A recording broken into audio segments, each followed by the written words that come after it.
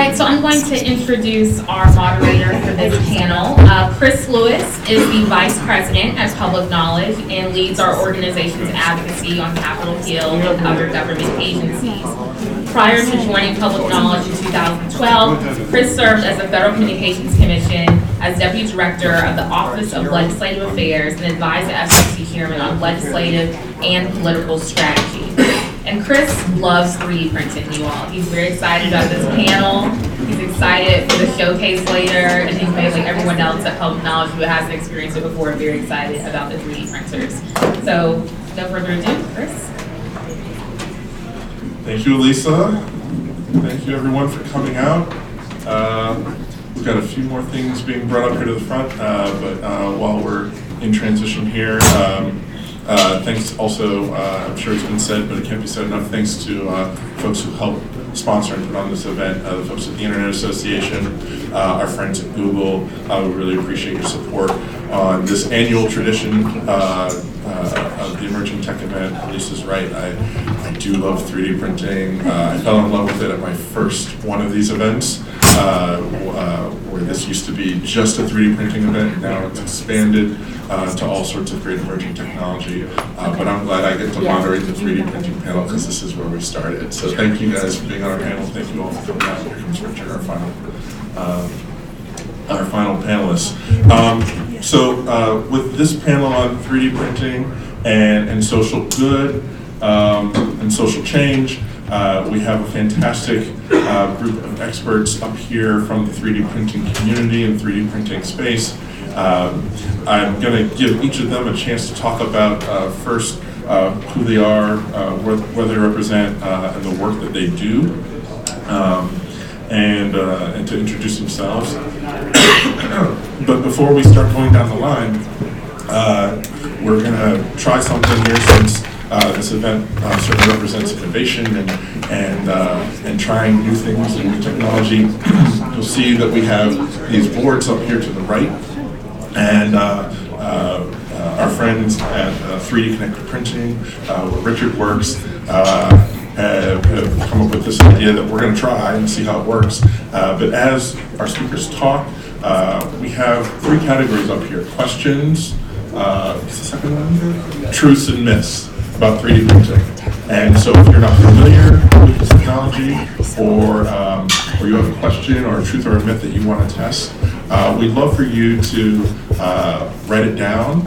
And our friends at 3D Connected Printing will be floating throughout the room and can give you a sticky pad of paper or a sticky note, and you can write down your question, your truth or your myth, hand it to them. They'll put it up here, and we'll see if there's any that we want to address towards the end of the panel, okay? So we're going to give that a try. Where are our friends from 3D Connected Printing in the room who are going to help us out? Say hi, Matt. Matt? Rita. Rita, right there in the middle aisle. And Tom should be there shortly. All right, so if you have a truth or a myth or a question, you can write your hand to them. Just raise your hand, they'll come to you, Matt and Rita. All right, so with that, we're going to get started on the panel.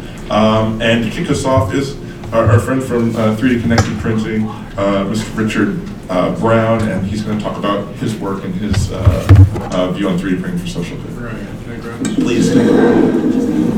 I hate it when people don't use mics or don't use it right. So I'm Rich Brown. I'm one of the founders and the CEO of 3D Connected Printing. We are a small company, 12 people, who we just develop our own products, we 3D print them, and we sell them on the internet, a couple different channels at craft fairs, and B2B, where we sell a number of products to one company, and they give them to the customers or key people. I wanted to mention kind of how we got into this, because people are always asking, how'd you decide to do this? We had developed a prototype in another industry of a product, and as we were doing it, we realized there always are connectors, there always are pieces, boxes, there are things that no one sells, and in order to acquire them, you have to either go to a machine shop, I see this gentleman's nodding, or you have to use a 3D printer. We went to a 3D printer with this device And we said, can you copy it? And he said, sure. And, but he wanted a month. A month later, it wouldn't fit. It was wrong. He said, give me another month. I gave him another month. It was still wrong. So then we ordered a Prusa kit and built it. And 2 hours after we got it running, we had our part. And then everybody said, forget about the other business, we need to do this. And so we did. We have an unusual team. We have a dozen people, including 4 people under the age of 16, and 2 75-year-old electronic engineers who are very important in the organization, and every age in between. We learned from each other. We learned from the older ones. We learned from the younger ones. Hannah was teaching me Photoshop the other day. She's 12. Okay. And our people have come from maker spaces. They've come from engineering school. They've come from art backgrounds. You know, I think one of the nice things about 3D printing is it's growing so fast that there's lots of room. There's room for people who are minorities, there's room for women, there's room for older people, doesn't matter. And it is growing. According to Terry Wohlers, who is the big expert on 3D printing is growing 36% a year. It is still tiny. It's a very small slice of industrial production, less than 1/10 of 1%. But because it's growing, it represents an opportunity to get in on the ground floor. Okay, we've handed, okay guys, have you handed out the stickies? Yes. Okay, they're out. So as we're talking, please note a truth about 3D printing on one, and a question on another, and a myth, something that people believe, but you don't think it's true. 3D printing is one of several new technologies that follow Moore's Law. Who in the audience knows Moore's Law? Okay, what's Moore's Law? That the amount of processing power will double every 2 years. Pretty close. The cost of a computer decision is cut in half every 2 years. Okay, and that's been true for 50 years. Some of the other things that follow Moore's Law are sensors. We don't think much about sensors, but they're very important. They're in everything. And now there are diapers that have sensors, okay? They cost 2 or 3 cents now. They were $30 not very long ago. Also, there's the human genome. Who here has had your genome figured out by 23andMe or Ancestry? Raise your hand. Look at that, 7 or 8 people. That analysis would not have been possible but for all of this progress. So let's talk about the effects of 3D printing on us. Okay, let's start with the people. One of the things that we've seen is many more young people are learning CAD, computer-aided design, from people like David over here, David, at schools, universities, and high schools, and elementary schools. And they're learning product development and engineering, which is, I mean, it's fun, it's interesting. Also, it's a new creative outlet. You don't just have to paint that picture or do the woodworking. You can actually develop a new product and sell it yourself and make some money. People are in new jobs where their design is part of the job. But before, you might have been a machine operator. Now you're going to be much more than that. So this is changing our world. Although, bear in mind, 3D printing is still a small slice of what we're doing. People are receiving implants, jawbones, teeth, bladders, joints that have been 3D printed. It's happening more and more. We're testing those things like livers and kidneys in animals now. Before long, this terrible problem of needing that kidney is going to go away. but it'll take 4 or 5 years. People are benefiting from customized products requiring good fit. I understand now there's a company that's doing bras, brasiers, that fit you better than the ones you might buy. I've never worn one, but they're there. Shoes, earplugs, headsets, sheet machine masks, sleep machine masks, diving masks, all these things that require fit. People are starting to 3D print them. Disabled children and adults, Maria's going to talk about that, are benefiting from receiving 3D printed prosthetics. And disabled people who need prosthetics have a tough time. It's a hard thing. And then we can talk about products. Basically, we're shifting toward customized products. We're shifting toward the thing that you need when you need it. And even things like automobiles are now being revised, not once a year, but monthly and quarterly. So I think we all see this effect. We see, don't you? You see products that are more for me than what we used to have. In summary, I just want to say that 3D printing, in the future, you will be able to use something until it no longer gives you joy, a la Marie Kondo. And so instead of putting it in the garbage bag as she shows on her videos, you're going to recycle the contents and 3D print what you do need. Okay, that's the distant future.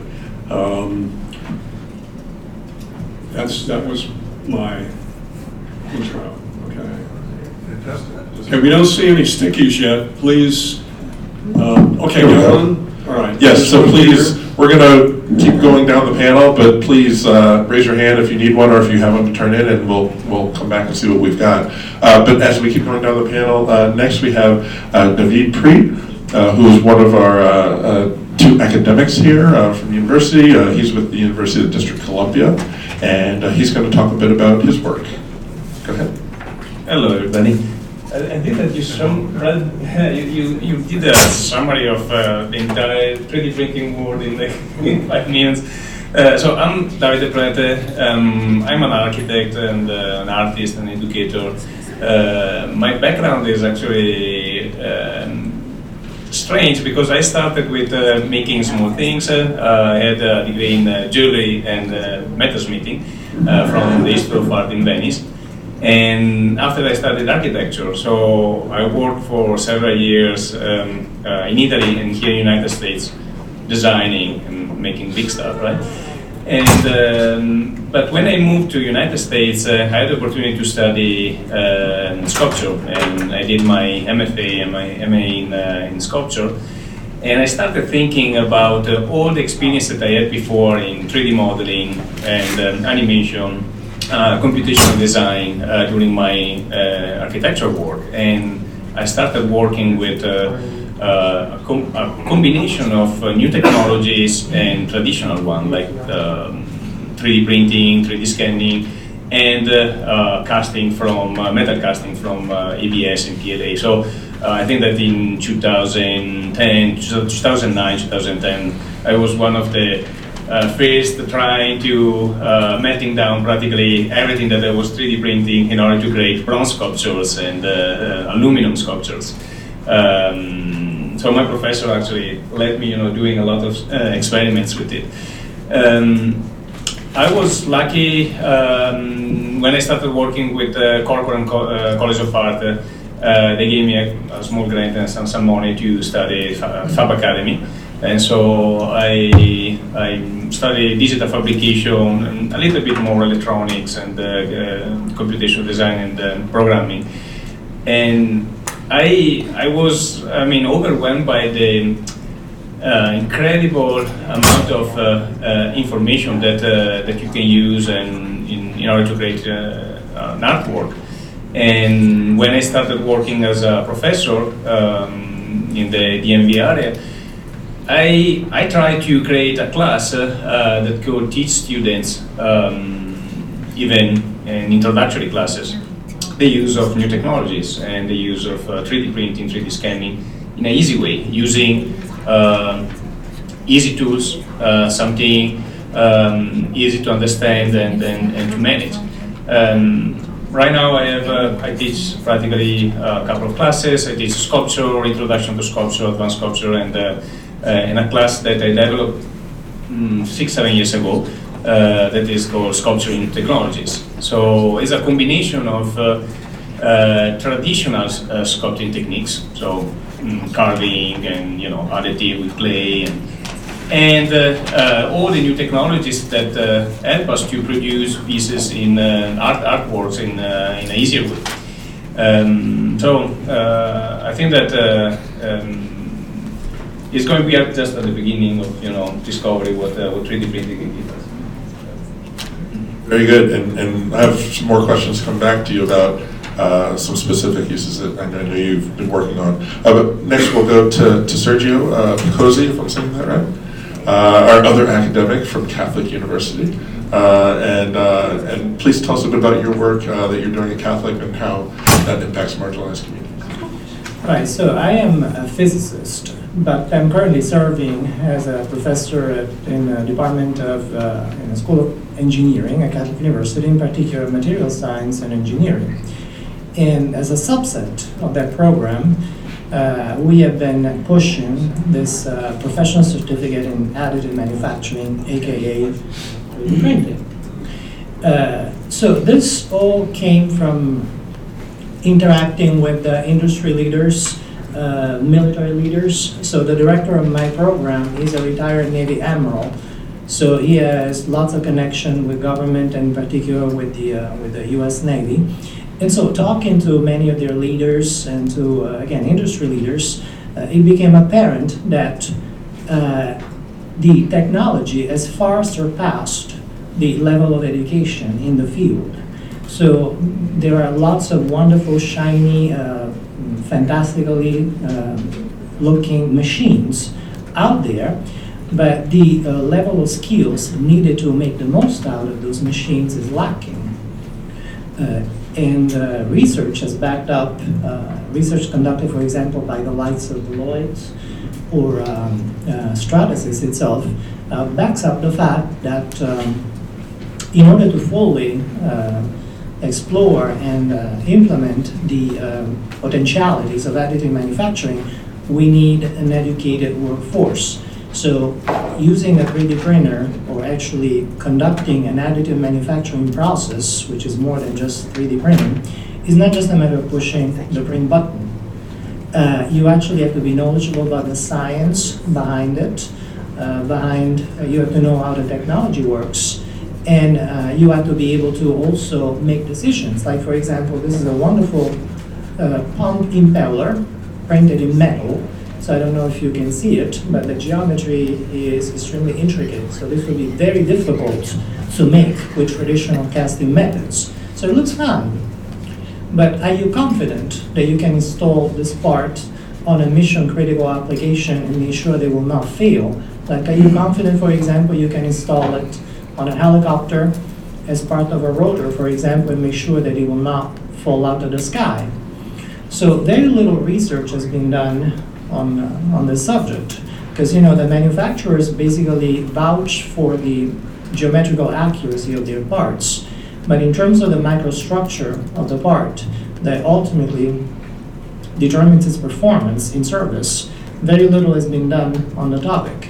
So we felt that we needed to fill in that gap, both in terms of explaining what's behind this otherwise amazing technology, but also enabling decision makers to figure out whether they could give a green light. It's like, okay, we got a green part, it looks great, but can I install it? Can I put it into service? So 3 components: the science behind it, the the material science behind it, then how to operate the technology itself, and then finally the decision-making aspect. And there's also a 4th aspect with which we are involved indirectly along with the business school. So if you're an entrepreneur, you have to be able to make a decision whether you do have a business case for adopting this technology. So I can make this part, it's fine, but can I make it more cheaply, more affordably than with traditional methods? It depends on many factors. And you may have the best technology in the world, but if in the end your business case is weak, you end up on the losing end of the proposition. So it's a very complex enterprise, so to speak. Now, how would that affect marginalized communities? So let me start from a very strange place. In the Middle Ages, you could be imprisoned, even tortured and maybe beheaded, if you spoke ill of the monarch. If you made unflattering remarks about the powers that be. So that's ultimately, this was of course outrageous, and so that's ultimately where the issue, the concept of freedom of speech came about. You cannot be imprisoned for speaking ill of the authorities, and God knows if we do it these days. Freedom of speech, freedom of expression, freedom of religion, other civil rights, those are all terrific. But let's face it, do they really matter if we cannot put food on our table? So if you're hungry, it doesn't matter that you can express yourself freely. You don't make it till the end of the day. So my belief is that social justice, equality, begins with economic opportunities.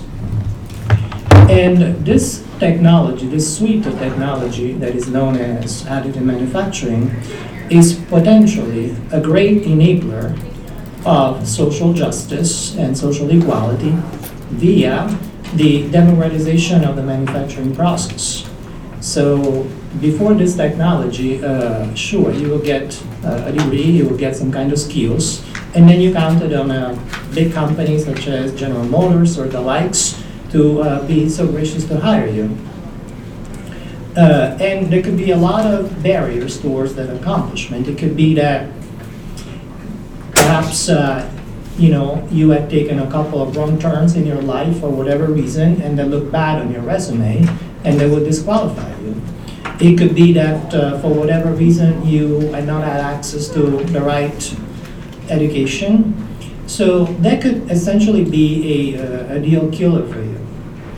And so you'll be relegated to one of those entry-level jobs for the rest of your life. Whereas now, as long as you are enterprising enough, if you're clever enough, and if you have the discipline of learning the ropes, you don't need to ask permission of General Motors, Boeing, that is so good with planes these days, to give you a job. But you could start your own operation. The entry level, the entry fee is not as prohibitive as it used to be. If you want to decide you want to make cars, right? You need hundreds of millions of dollars worth of capital. You don't need that amount, not even close, to start a small 3D printing operation. Just to give you an example, say you have a washing machine and a part of your washing machine fails. So you contact the manufacturer, they let you know that they discontinued that model, but they will be happy to sell you a new washing machine. Now you don't need a washing machine, you need a $20 replacement part, right? So the day will come in which you can just walk across the street to an establishment not unlike a FedEx Anchor or something, and you can have your part 3D printed for you on the spot within maybe a few hours, and you're good to go for a few tens of dollars. And that operation may be run by, just half a dozen people. And these people don't need hundreds of millions of dollars of capital. So we can envision, say, a network of such operations, especially in small communities. So if you live in a small town in the Midwest or someplace like that, you don't need to send out an order for a replacement part that may come days later from a huge warehouse. Instead, you can have your own local operations, and you can have your parts for whatever need to be made just right for you. So this is one of the many examples in which this new technology potentially, if we get it right, can revolutionize social order in a positive fashion. Fantastic. Thank you, Sergio. and hope you guys don't mind. I'll be moving around because I'm reading some of the great things that our audience has written up on the board, and we're going to get to those as soon as we, you guys are making my job as a moderator really easy. There's great stuff up here. But I want to welcome back Maria Escuela from Enable, if I'm saying it right. Welcome her back. And I love also that she and our other panelists have extended the tradition of bringing practical things they can show, actually 3D printed material to the panel to demonstrate just how the technology works. But Maria, tell us about your work at Enable. Well, I do, if you don't mind passing this around. Okay. So, I'm going to grab one of these because I'll talk to it. There you go. So, I'll leave them first. Thank you, Bill. Very nice, thank you.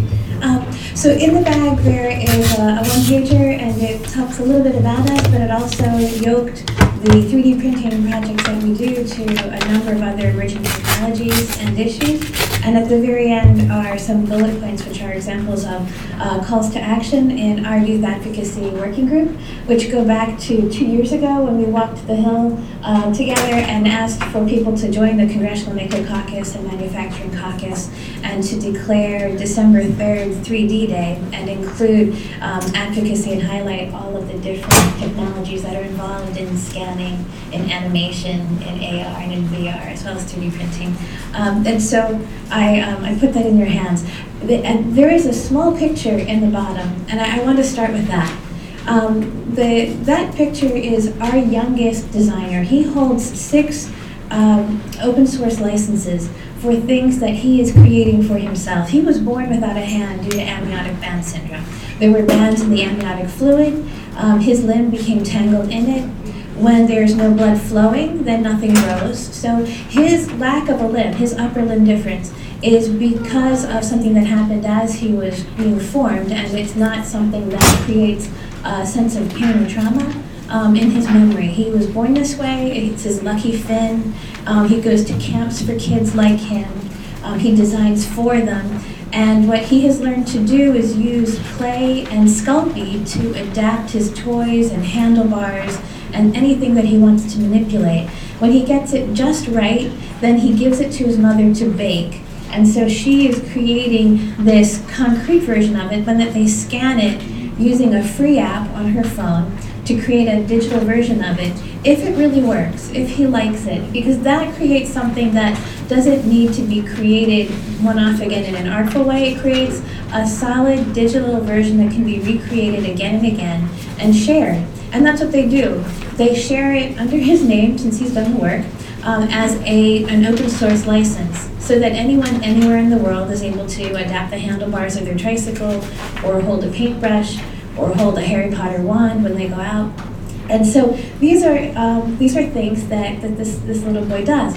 When he first got that hand, it operated like the hand of that guy. It was something that was 3D printed in this fashion. There are some pieces of it that are printed flat, and that not only makes it easier to print, but it also creates more structure when you heat it and thermoform it. So you can pass that if you want to. The hand that you have in the bag, this is how you would wear it. So slightly oversized, certainly, but the parts are all 3D printed. The files are parametric, so that as you scale them up or down, certain parts of them retain a standard size, and so that allows you to keep using standard size screws, for instance. The objects that are used to put the hand form together to create a working body-powered robotic hand are things that we wanted to feel sure that people would be able to find just about anywhere in the world, that it would be affordable and sustainable, maintainable thing. So the fingertips here, and for very, very small hands, we've even cut the tips off of pacifiers to test those out as ways to give people grip. These are just the silicone fingertips that you get at Kinko's or at Staples to take money or to take tickets. But we've also used Plastidip. We've used a number of other 3D printed fingertips using TP or TPU. The elastic cords that you see here are just from the jewelry counter section of a hobby shop, but you could also use orthodontic bands and different kinds of fingers that we have on file. The static cords that are tied at the fingertips and then run through the palm of the hand and attach to the wrist piece at the tensioner block. We currently use 80-pound fishing line with a Teflon coating, so that it doesn't cut into the plastic. Fishing line is commonly available. It's just a very simple surgeon's knot. Every scout knows how to do a square knot and add another half.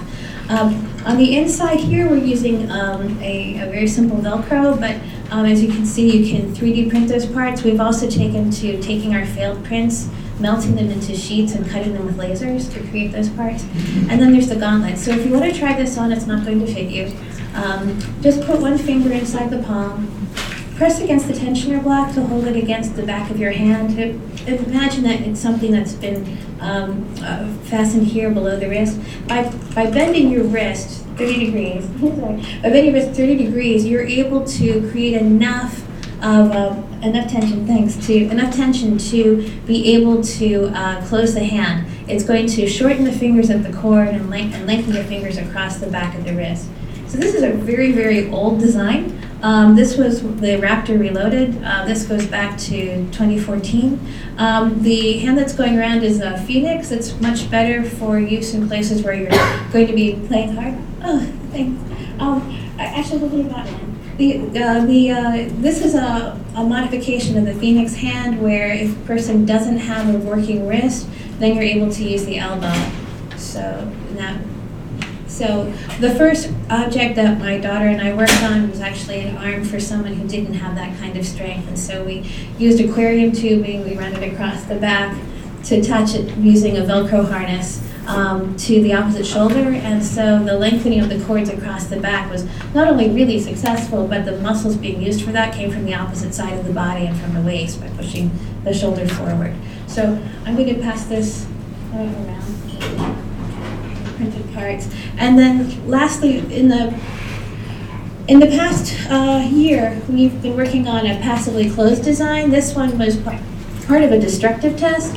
There's a hand in that bag that shows the difference between the orientation of the print giving strength because that thumb is printed landscape, if you can imagine that. This would be printed as if it was vertical, and so the lines of adhesion for those layers would make it vulnerable to breakage. So one of the things that we do in our community is engage very young people, as young as 4 and 5 years old, in building the hands. We're designing hands like this for people who are even too young for medical devices because this has very large parts. It's not a chokeable. And so the first hand like this, this was a prototype for it. It was a father who was a prosthetist in California asking for his 2-year-old son. What we found when we scaled this up was it was also ideal for another request from a runner who wanted to hold a water bottle while he jogged. So a hand that is like this is able to hold 70 to 76 pounds. It's something that you can use to carry water, carry your groceries, do rugged work. And that was a great, easy solution, something that, once it's off the printer is really quick to assemble, and it's something that 4 and 5-year-olds could do. But it was also a gift that they gave to us and saying, instead of using PVC pipe for the forearm, what if we used laminated paper? So we call this a Jedi arm because the young man that got the first one wanted to have a Star Wars theme. I brought it with me for the 4th of May, but I also wanted to show you that this is something that's 2 pieces of printing that can be done away, where you have access to power for a long period of time, where you have a lot of quality control. The last piece that needs to be 3D printed is a very small ring that's based on the measurements of the person receiving it. And that this forearm, this paper in a laminated pouch, is something that can be based on the art or where it's being fitted. It could be something that is gifted or shipped flat to make the shipping look less expensive. But these are things that young children can assemble and achieve the same outcomes as professionals with 15 or 20 years of experience in engineering. There is nothing wrong with that. So the reason that we need to create this niche is because there are so many people in the world that do not have access to medical care for their upper limb difference. In fact, it's been estimated by the United Nations that of the 30 million people living with limb loss, 80 to 85% are living in fragile states. Only 5% of them have access to medical prosthetics that they can afford. They're estimating that 9 million people have never received medical attention for their limb difference, and that there's a global shortage of prosthetists. So we need to create citizen scientists who are designing for themselves in collaboration with experts in their field, engineers, teachers, prosthetists, medical and allied health professionals, and together in collaborative research, they're creating these open source designs so that anyone, anywhere in the world could receive a free device created in service learning by the people in our network. So that's where I'm leading up to now. Thank you, Maria. That's fantastic. Yes, good luck. The prosthetics are always popular at the 3D printing event. Please, yeah, we have about 30 minutes and then we'll go to the board. A few months ago, I saw this report on PBS TV from Damascus, Syria. Those are my guys. So you want to go? No, please, I'd love to hear In which basically they were talking about, very young men who communicating via internet with their American counterparts were exchanging files and were 3D printing prosthetic parts in Damascus. Because, as you can imagine, the country is ravaged by the civil war, and so those parts are in short supply over there. And they could be printing those, prosthetic parts for, of course, victims of the conflict. And it could be done in real time. So this is something that would be impossible to achieve without this technology. Oh, that's so sweet. Maria, you know these guys personally? I do. Yes. Oh, sorry.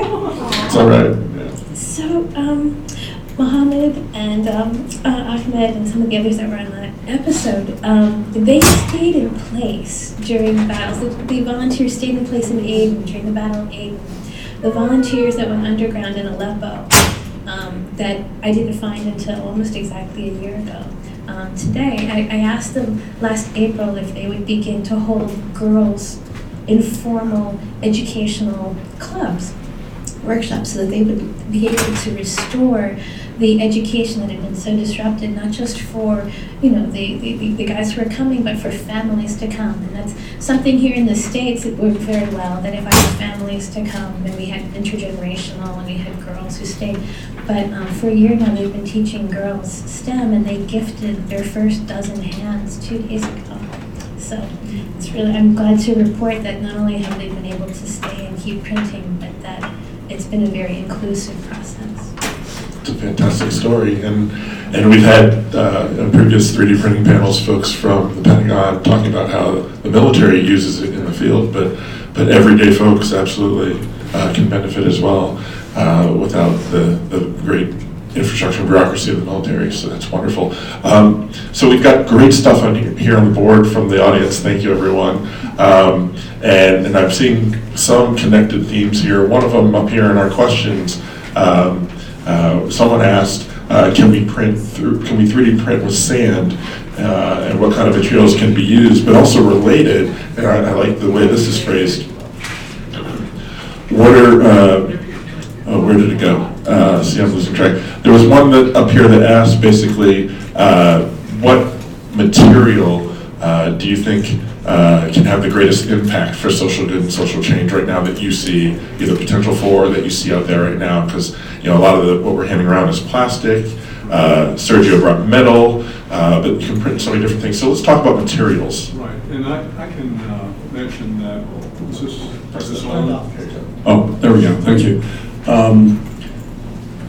People are starting to build in remote areas using 3D printers to build structures.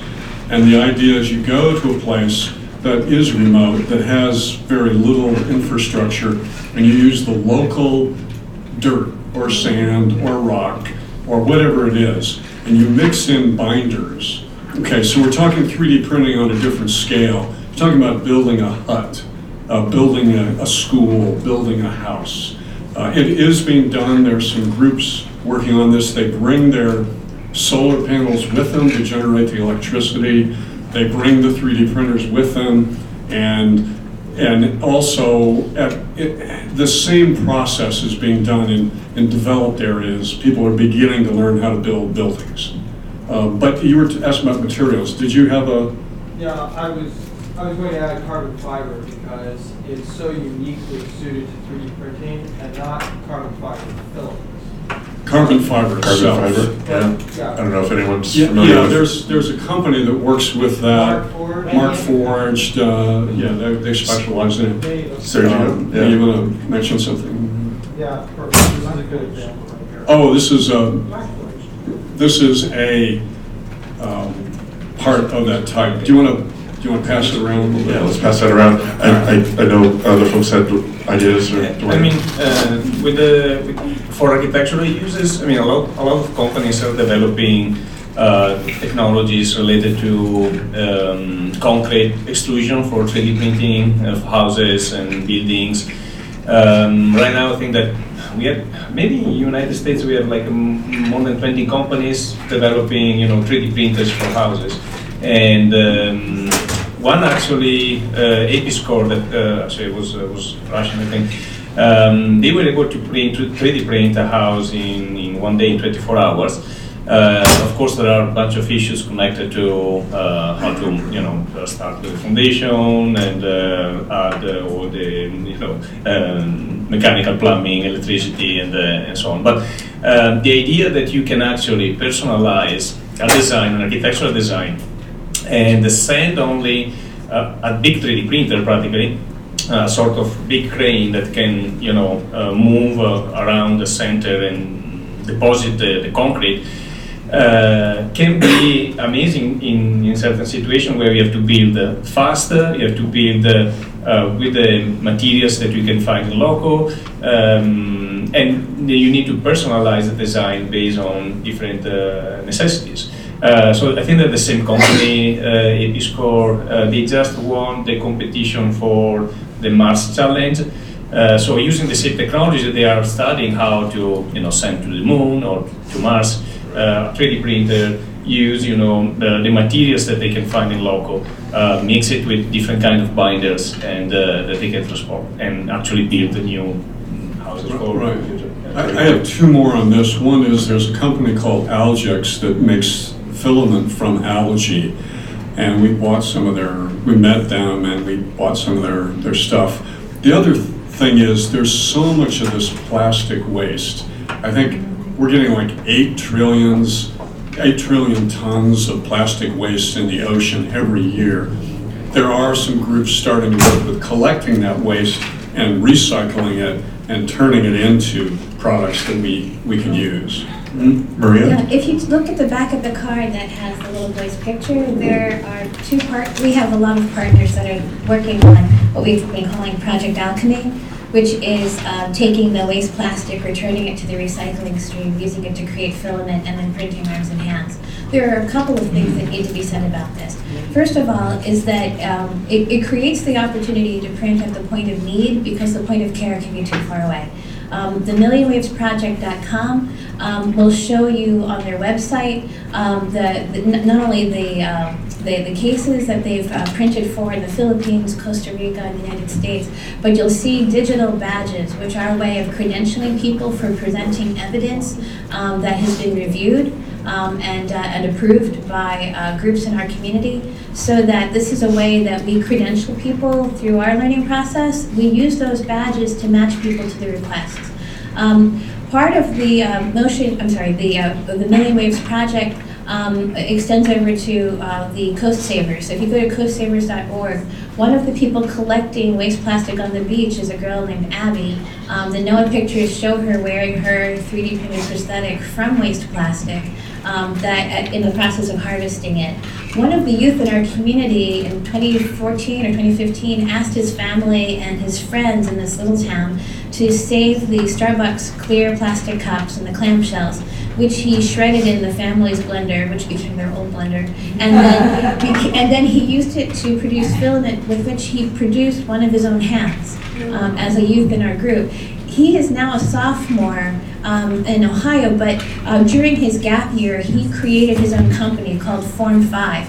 It was an outgrowth of his blog, which was Alive with 5, referring to the fact that he only had 5 fingers. But he calls the company Form 5.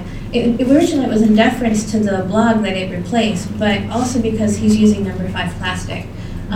The youth in my community, I cannot pay. I can't pay them volunteers, but I try to give them opportunities. And I'm trying to use the increasing cultivation and nurturing of scientific practices in our community and communication in our community to give them opportunities. So for 4 years now, youth in our community have been doing bioprinting.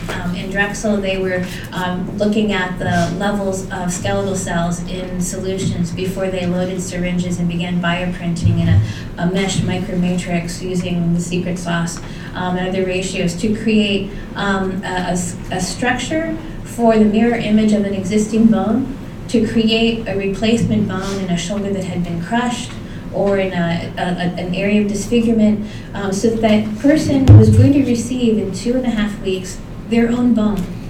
There are people who were printing in cartilage. At Johns Hopkins, we've been printing skin and the burn unit on the patient in order to seal that wound. There are a number of ways of bioprinting. When we go to the FDA, we're talking about binder printing. We're talking about printing stomachs on chips to measure the absorption rates of medications. At NASA, there's some extraordinary things. Also, some other industries. We've joined in partnership with one of the only fire prevention programs in the country, so that we had access to some heat-resistant materials outside of the military-industrial complex, where they were printing prototypes for aerospace engines, just so that we had more regular access. But that's how we're making a hand for a fireman who lost his hand. The people who've been printing with carbon at the University of Maryland are truly on the cutting edge, and have received, one of the students who received a $25,000 grant. But his problem was the same as ours, that how do you put an arm on a small body that's in motion, that wants to pick up something that could be very heavy and manipulate it? So for him, it's a cube satellite, and for me, it's a 4-year-old on the playground, and it all works out to be about the same. The service learning is incredibly valuable. At Local Motors, our board member offers tours to everybody who comes in because they're 3D printing roadworthy vehicles. And that's where we're getting our customization station prototypes from. And quickly, Sergio. So very briefly, I'm teaching this semester a class it's called Introduction to 3D Printing Science and Technology. And a few weeks ago, I gave an exam. And the first question on the exam was describe the differences between additive manufacturing and subtractive manufacturing, conventional techniques. Now, of course, we could be here all day discussing all the many differences. But if you had to name just one difference, which is the difference, what would you think that is? What do you think that is? Between additive and subtractive. And subtractive, yes. Between conventional fabrication techniques and additive manufacturing. The one difference that makes all the difference. Yes? Less waste. Well, that's important, but what I was thinking of is that, no. With 3D printing, you do away with tools. You fabricate with no tools. So what if you happen to be in the middle of nowhere when you have no tools? And what if you happen to, General Motors wants to make a certain car model. So they have to shut down a factory for 6 to 8 months to retool, hundreds of millions of dollars of investment, and if the car does not sell, that's all gone. Whereas if you're 3D printing, you don't need tools. So today you 3D print what you sell today. Tomorrow you're ready to 3D print something completely different, to make something completely different. So in that sense, the technology is a huge enabler, because once you don't need tools, all you need is to change your CAD file and you're good to go. Okay. Let me get to another one from the board, and then maybe come back, because there's one that's on truth and one that's on myth that are related, and so let's talk about whether it's truth or a myth. On truth, it says, here we go, truth, 3D printing will be a common household appliance by 2030. But someone also put on the myth that it's a myth that having a 3D printer in your home will be common in the very near future. So, our panel of experts, how soon will this be common in folks' households, and what sort of impact will that have? Well, I like to compare 3D printing with photography. So when photography was born in 1839, there were artists saying, "Oh, from today painting is dead," right? Because we can take a photo and we don't need to paint and spend hours in order to make a portrait. Now, anybody have a basic knowledge of photography. Even my grandmother can take a photo, crop it, change the luminosity, the contrast. So it's very common to improve this knowledge, and it's part of everybody's lives. So I think that 3D printing is actually old technology because it was born in 1984, right? Chuck Hull with stereolithography, and only in 2008, 2009, when the patent expired, we were able to, open up the production of 3D printers, make them cheaper, have, actually more convenient accessibility to the machinery. And as you know, normally artists are starting artists, they don't have a lot of money, so only in 2009, 2010, artists started working with these materials. So I believe that we are still far from having, a 3D printer in every house and have a basic knowledge, to access it, because you need to be able to 3D model something, prepare the file for printing, so with a slicing software, be able to send the file to the printer. I'm not really sure that you don't need any tools in order to, there is always some post-processing of the parts. But I believe that we are going to see, instead of that, we are going to see personalization of the production. So instead of having a 3D printer in every home, we are going to have hubs or places, shops where you can go and you can have your personalized object 3D printed over there. So you can go to a shoe shop, you can 3D scan your feet, download the model from internet, have the shoes 3D printed over there, and in a day. So that I think that we are going to have in Maria, you agree? Richard, you agree? In England right now, in order to increase the value of the post office, the postal industry, the 3D printers are at the post office that you email them what you want and then they deliver it to you with your mail. So it's not a requirement to have a 3D printer to have that kind of a service. I think the makerspace model is ideal, and we're seeing that in the way we're making libraries that third space where people meet and do if they don't have a makerspace on hand or their schools don't have them. Right. Libraries are definitely turning into knowledge centers now. Yeah. Richard, thoughts?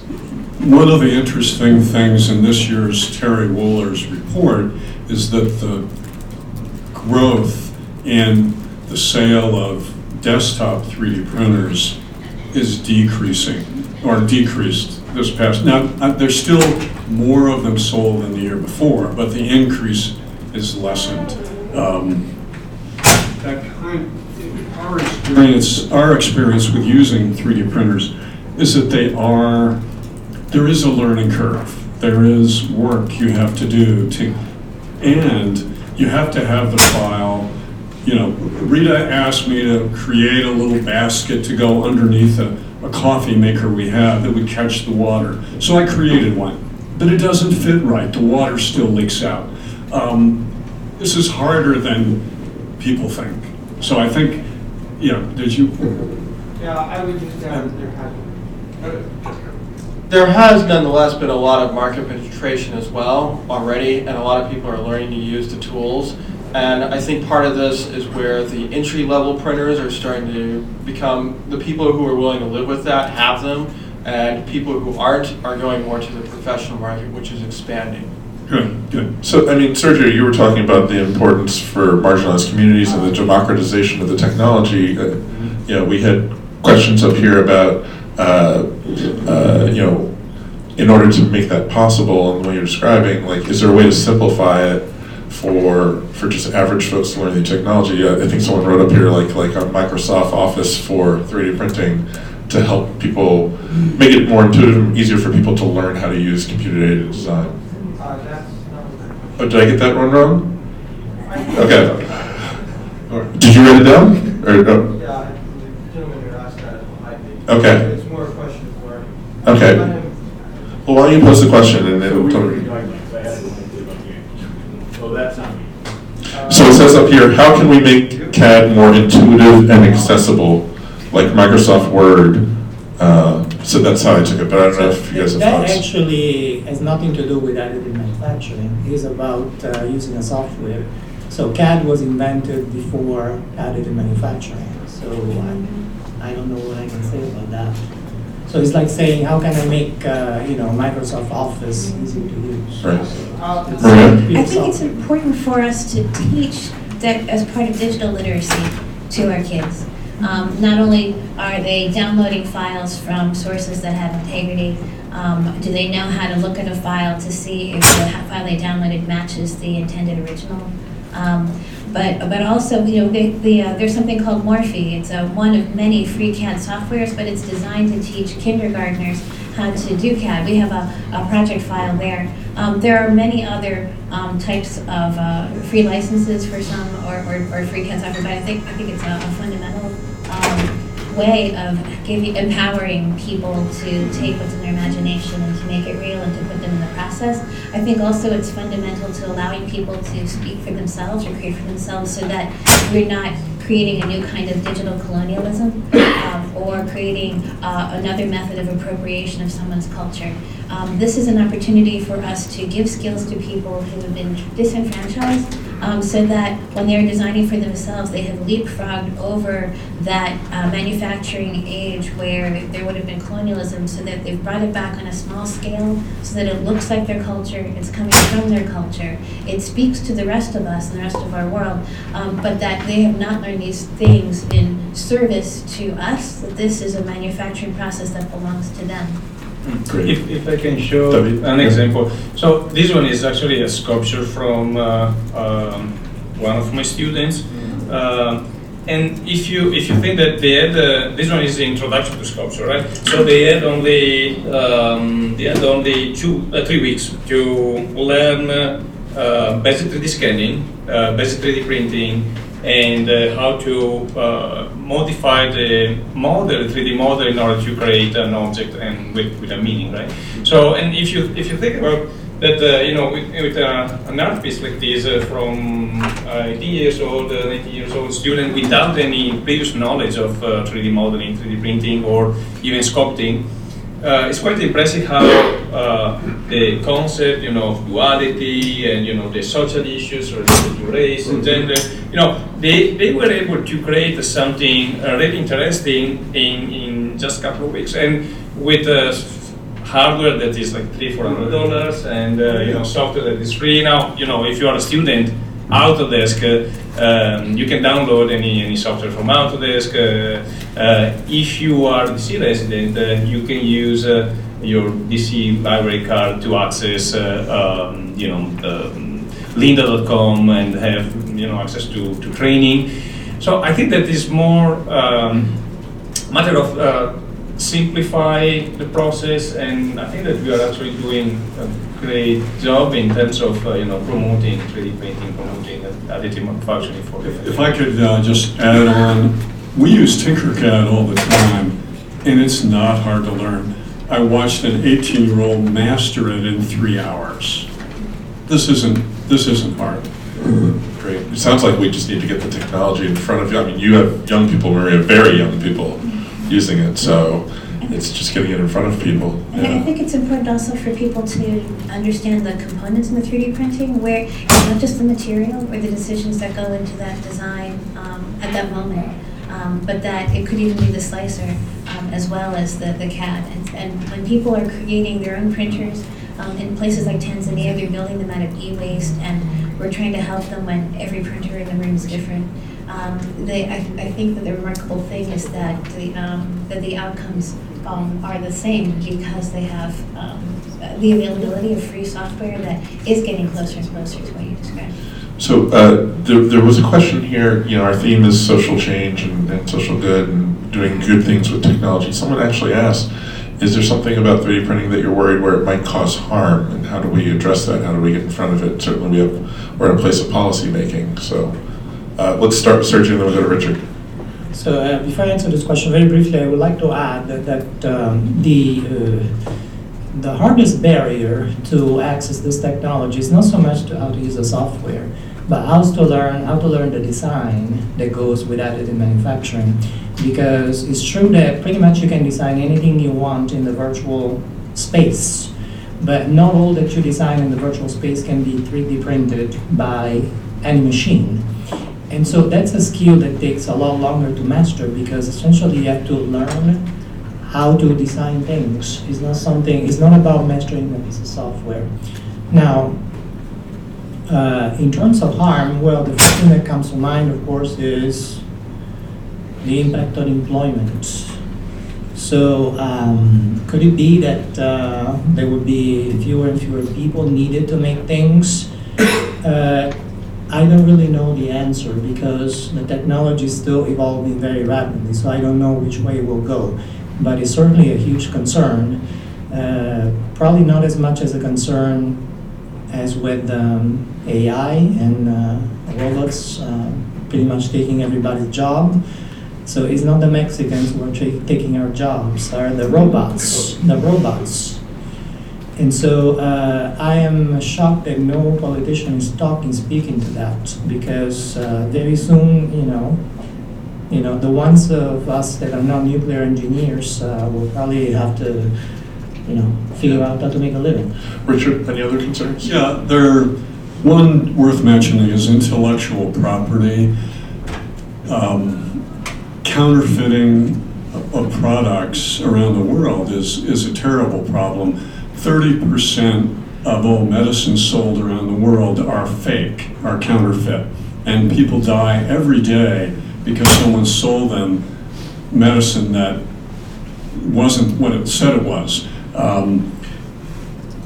3D printing will result in counterfeiting if it hasn't already. It'll also be used by bad people to create resources they need, whether it's the gun or the bomb or whatever. It hasn't really erupted in our face yet, but those things need to be watched. I believe 3D printing will create more employment because it is more complex. You get into product development, you get into design, you get into slicing, you get into the modeling. You're taking a process that you're moving away from mass manufacturing more to customization. More people will get work because of this. Right, and a few years back, Public Knowledge worked with policymakers who were concerned about 3D printing guns, helped them structure the laws they were writing to go after undetectable firearms, but not the technology itself. And so it'll be interesting whether it's that or employment concerns. How do we make sure that we promote the technology while addressing any concerns about unintended consequences? Ray, you got a last thought? I'll try and keep it. Sorry, we're running out of time. No, I'll keep it narrow. I think that it'll create more jobs if we look at small batch manufacturing and our rapid innovation process, because then you're creating things knowing that the next one's going to be better than the last. I think that would involve more people and bring manufacturing back to where people are, where people live. I'm concerned about the security.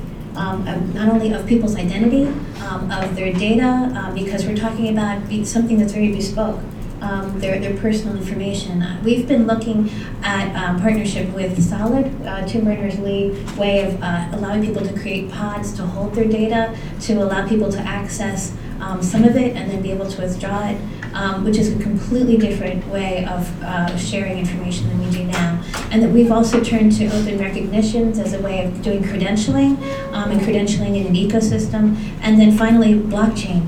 I'm using blockchain to assert in an immutable timeline the intellectual property to defend open source and open hardware. I'm using the supply chain and in smart contracts right now, monitoring using IoT for temperatures, the filament staying at temperature as it crystallizes before it gets there. It's more than just a cryptocurrency, which certainly gives you a way of allowing people who are unbanked or in fragile states ways of receiving sustainable payment. And then for open data, when you monitor that, you can see if they're spending money on medicine and food, don't send them stuffed animals. Make sure that the next set of aid is more filament, more aid. But the transparency needs to be addressed because you are exposing people's information, their location, and so on. So I'm hoping that we'll be more encouraging of more agnostic blockchain pathways like Hyperledger, where it allows for more privacy and where the permissions are not dependent on the VPN. All right. So I'm going to do two things. One, I'm going to ask Elisa to come back up. She's going to help us dismiss the lunch. But also, can we give a hand to our fantastic panel? You guys are phenomenal. Thank you for being here, and we'll turn it over to Elisa with instructions. Does anyone have any hands? Please give us a hand. There's one here. Oh, there's something. All right, thank you guys. Thank you, those really are for people. So we're going to break for lunch, and you can go to the Capitol Visitor Center cafeteria. You can go out this door and around the corner. There's a lot of signs there. I don't want to give you guys the wrong direction, so follow the signs. And I'm sure there's a lot of people here who know exactly where to go. But please be back here at 1:40 p.m. Don't be late. Thank you.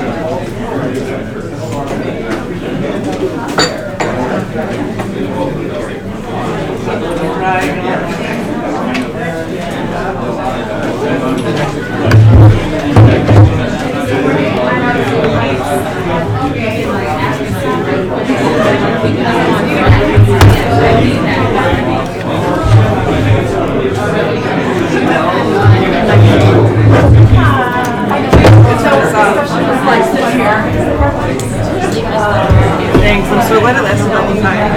This is the battery.